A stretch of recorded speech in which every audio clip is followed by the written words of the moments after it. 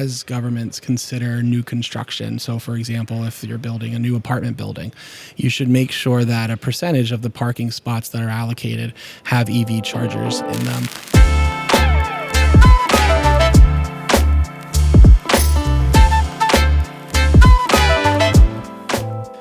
Tim, welcome to the IFA 2023 live podcast from Berlin.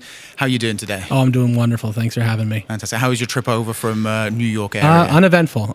Which Those are the best kind of trips. Absolutely. So you work for the GfK, correct? Correct, yeah. And for people at home who might not know who that is, can you give a little update on yourself and the organization in general? Yeah, absolutely. So GfK, which is an NIQ company now, and GfK is a large-scale market research company with global capabilities. And my focus is on broad-based consumer trends, and my interest really is around sustainability and a few categories, including the automotive industry. Lovely. So, it goes without saying the past 5 years have completely changed when it comes to the world of EVs, at least on the manufacturing sense. It used to be very hard to get hold of anything, and now it seems every major car maker is actually putting something forward that's electrified. But I guess the question I'd put to you is, are people responding? Do people want electric cars? Yeah, absolutely. At a baseline level, we're seeing very strong demand for electric vehicles. I think really one of the next steps for the industry is to really translate the interest, the demand, the excitement that consumers have into actual purchase decisions. What's stopping the purchase decisions at the minute? Yeah, it's a mix of both real barriers and also perceived barriers. So there are certainly some infrastructure issues that governments and automotive manufacturers have to contend with. One of the biggest things is just building a charging network so that people can feel comfortable and they can reduce their range anxiety. And then there's some of the perceived barriers as well, which is where the consumer perspective and a lot of our research comes into play. We see that this idea of range anxiety is stubbornly high. We see that consumers sometimes have a misrepresentation in their mind of what an EV actually is. For example, about a third of all global consumers will tell us that EVs are too costly to maintain. But that's generally a falsehood because EVs are less complicated and they're cheaper to maintain generally than a traditional combustion engine. Where do those misconceptions come from? I think it's just historically baked into, unfortunately, the sustainability dialogue overall.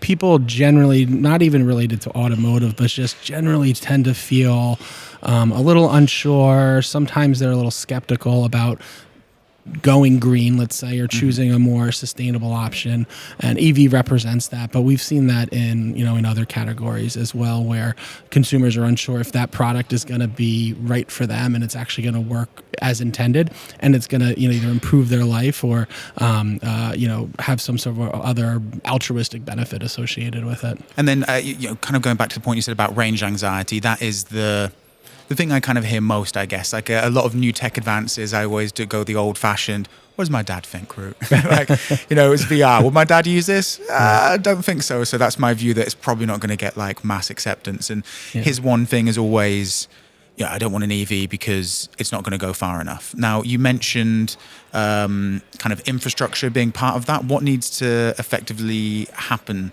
to get rid of range anxiety? Yeah, it's what's going on right now. Frankly, it is the charging network. It's also the types of chargers that will be available to people depending on your needs for charging. You might need a charger that charges your car a little longer. Let's say you're going out to eat with your family and you don't need your car charged in 20 minutes.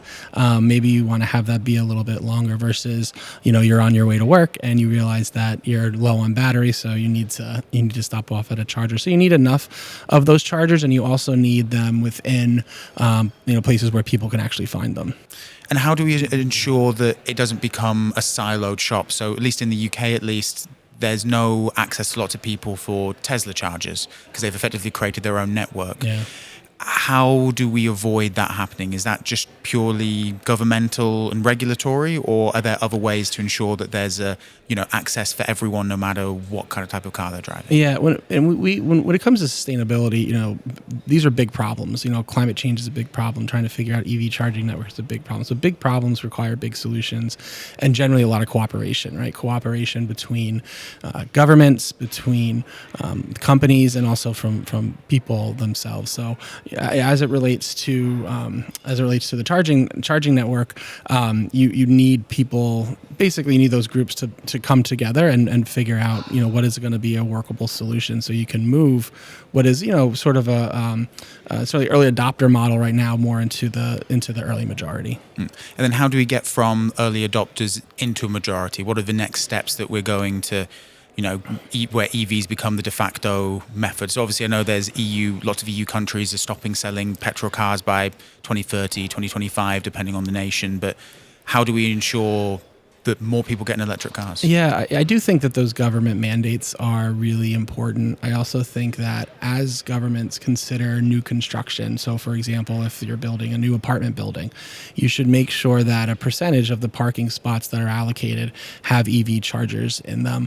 I think you mentioned to circle back to the idea of standardization. Mm-hmm. That's really important. So yeah, Tesla has the largest network, and we do see in the US, for example, certain automotive manufacturers adapting to that network. So having standardization will be really important, because obviously one of the most frustrating things would be to go up to a charger and you're unable to charge your car.